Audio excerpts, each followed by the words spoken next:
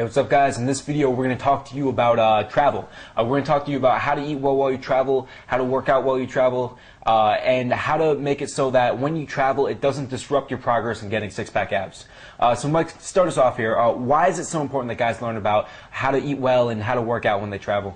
Well, typically because when guys travel, it's really hard to eat well and it's really hard to work out. You know, you're in a different time zone sometimes. You don't have the structure, so it's kind of tough, especially if you don't know exactly how to work out yet, and you're just kind of going through phases of learning everything. So when you get to a place and you're out of your structure, you know, it's really hard to get it started up.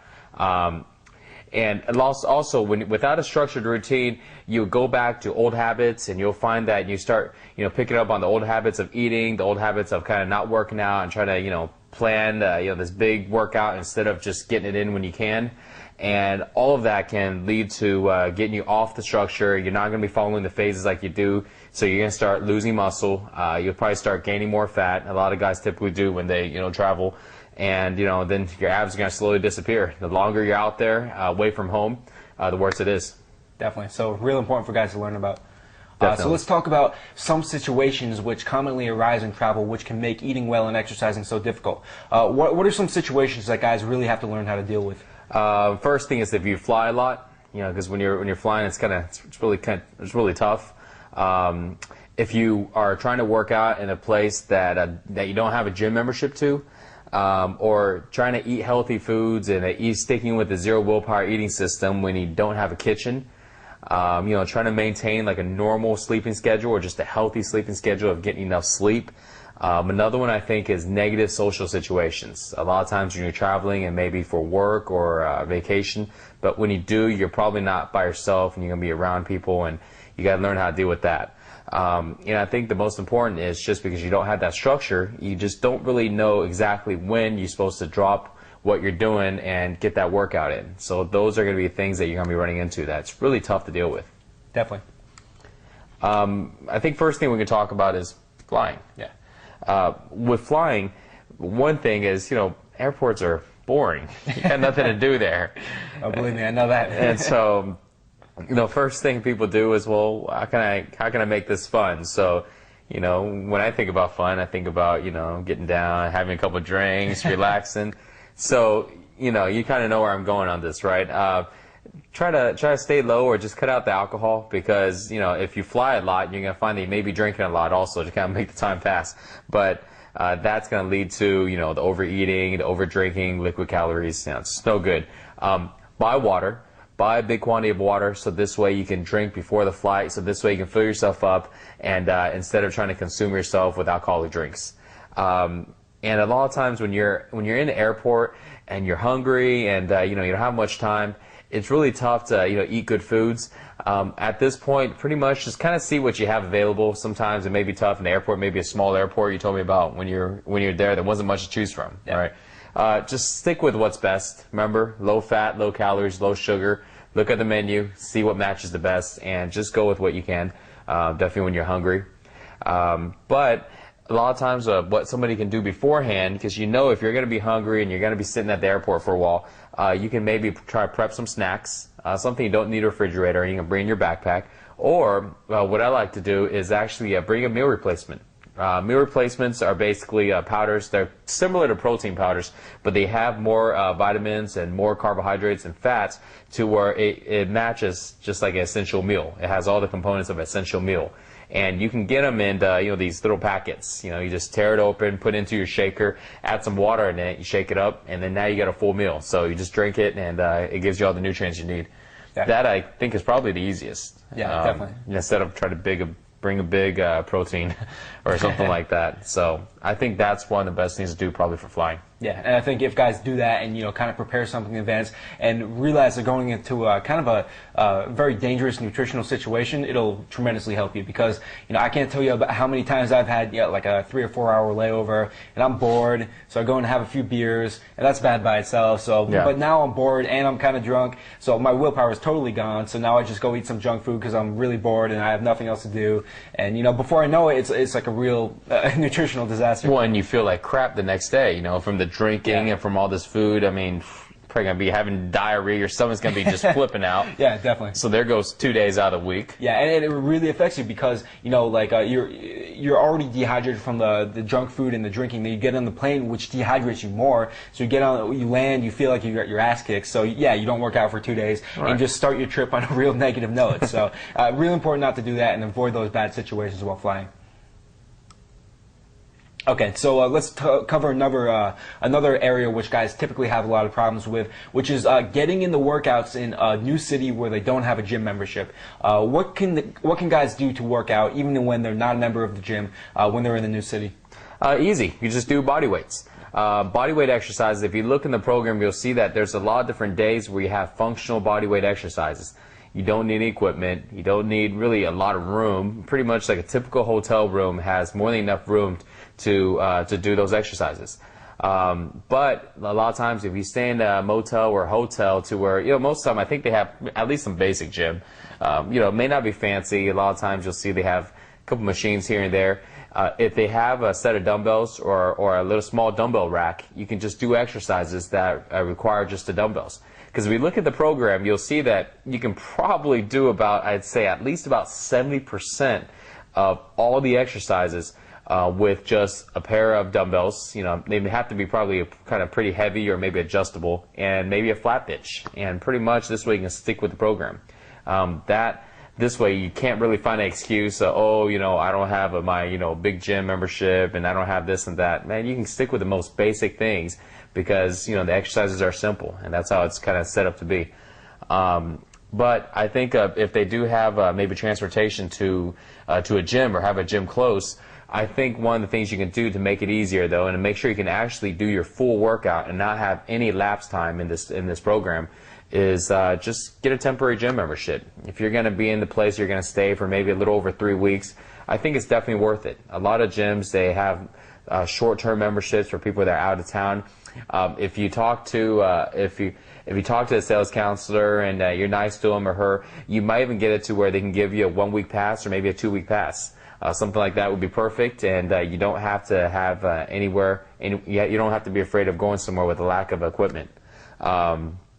I think the last way to do that is maybe just go to the store and pick up one of those pull-up bars. Those are really good, and you can probably hang it on any regular door frame. And even though it's not a full workout, but I think between that and the body weight exercises, it's a good combination. You'll find that you're not going to really lose much muscle or gain really much fat at all. Just as long as you can do those two.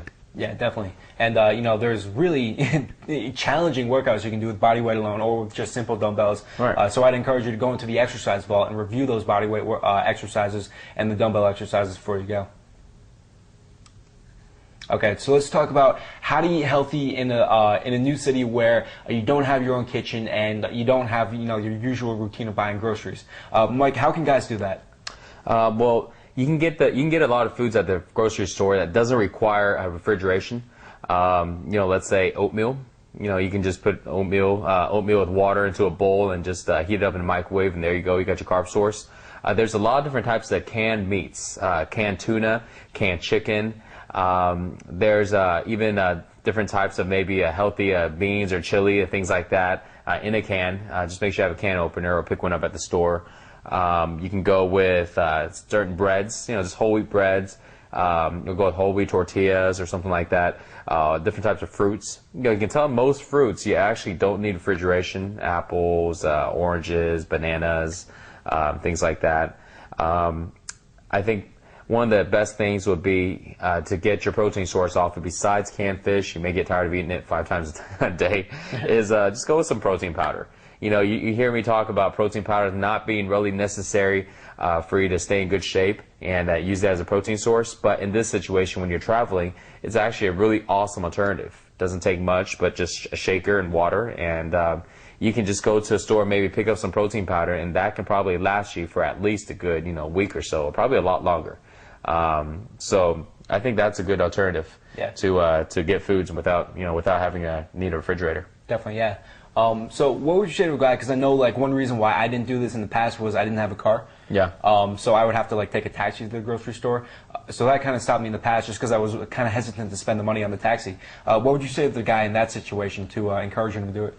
Well, I mean, if you think about it, yeah, you may spend like what, $30 on a taxi ride, maybe even more. I mean, you may even spend up to about $50, right? Yeah. But if you think about it, when you go ahead and make that one trip to the grocery store, just get all the foods that you need.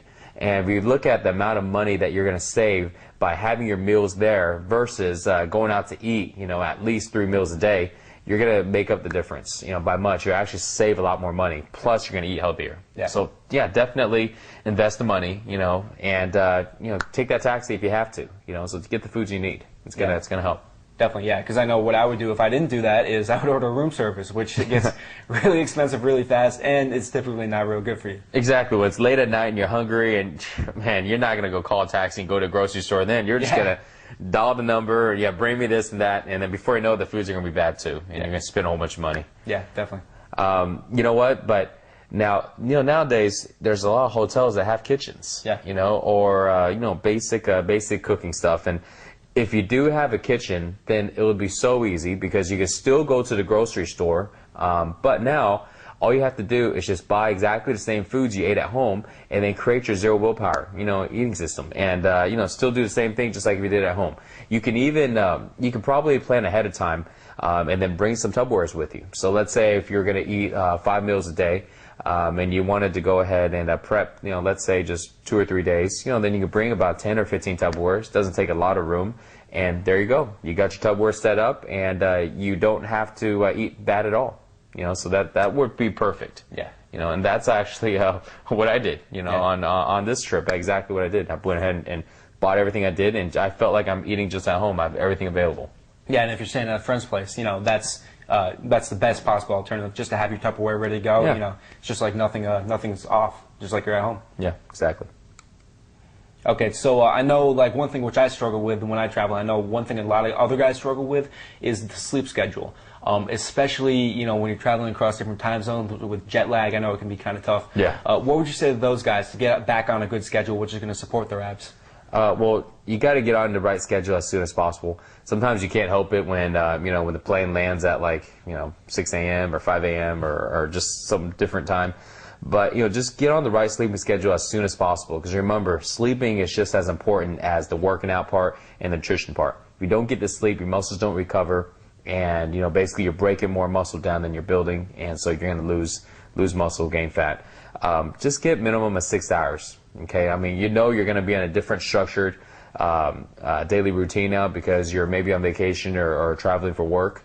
So just make sure that you're able to get your sleep and try to get as normal as you can the fastest. So this way you don't run into any negative effects of that. Yeah, definitely. And I know probably the most common and the hardest adjustment to make is flying from the West Coast to the East Coast. Yeah. That one can be really tough, and I know it's a very common travel trip to make because you have to go to bed before you're tired, but you really just have to force yourself to get used to that new time zone as soon as possible. Because I know I've done some trips where it took me like a week to get used to it, and that's a week where your sleep is like totally screwed up, and obviously your work productivity is not very good, and also it's terrible for your body. Exactly. Okay, so let's talk about some of the negative social situations, which are a lot more common when you're traveling. What are some of those negative social situations, and how can guys deal with them? Well, when you're traveling, a lot of times it may be work-related, or even if it's on vacation, you're going to find that you're always going out to eat. And you may be always going out for entertainment and having a good time. If that's the case, you definitely need to know how to deal with them because you will run into those. You can check out the section about dealing with social situations and also dealing with the section on liquid calories, which you'll find to probably consume a lot if you're out entertaining and having a good time. So definitely cover those concerns by looking at that section. I think another thing is if you're traveling for work, you may be working a little longer than usual because your work schedule is going to be a little different. You want to have your food available at work because, again, if not, then you're just going to grab whatever is available. And, because you're not at home, it makes it that much tougher because you don't know where the restaurants are. You don't know what's good and bad. You're going to grab whatever is available. If you can, definitely just bring your food to work. If you didn't have a refrigerator, then just bring the food that you prepped that didn't need refrigeration and the snacks. And if you do have a refrigerator and you did have a kitchen, then just bring your zero willpower meals with you. So this way you don't have to, go into bad habits. Yeah, and that would be the best possible alternative, because I know I've had a lot of trips where, we're in an office all day, so eventually I get like really hungry, and there's like bagels and stuff lying around, so I end up eating a few of those. The vending machine. Vending machine, yeah. Then later on someone's like, I'm running to Wendy's, what do you want? And yeah, and it's just a bad situation. So if you can prepare in advance, then it's a great way to avoid that. All right, so let's talk about another thing which guys struggle with is, typically, on a vacation they're going to be busy having fun. On a business trip they're going to be busy working, but typically they're not going to have a lot of free time while they're traveling, and they're going to struggle to have the time to work out. What would you say to those guys? Like, what should they do to get the time to work out? Well, you have to first find out and structure a time, because when you're at home, you probably structured a time either before work or after work, or maybe during lunch. But now that you're in a new environment, routines are totally different. You have to structure a time as soon as possible, because if not, you're not going to be able to get it in there, because your time's going to be filled up with new activities and everything is new and there's new people. And so structure your time in the beginning. When you get there to your new location, kind of look at your daily schedule and find out, hey, what am I doing today? I got to do this and do this and do this and do this. Okay, so when can I work out? Can I work out? Should I work out tomorrow in the morning? Will that work out? Or, do I have a time to get it in, during lunch or something like that? Or, am I going to be knocking things out pretty soon, pretty early, and I can start at 6 or 7? If you know you're going to be going out for entertainment after work, don't schedule your workout after work, because you're not going to be able to make it, and your buddies are going to call you out, or your coworkers are going to call you out, and you got places to go to. So make sure you structure that in ahead of time.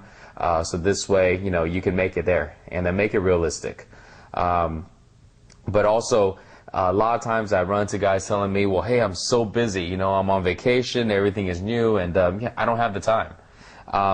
I say the biggest thing for that is get at least something in.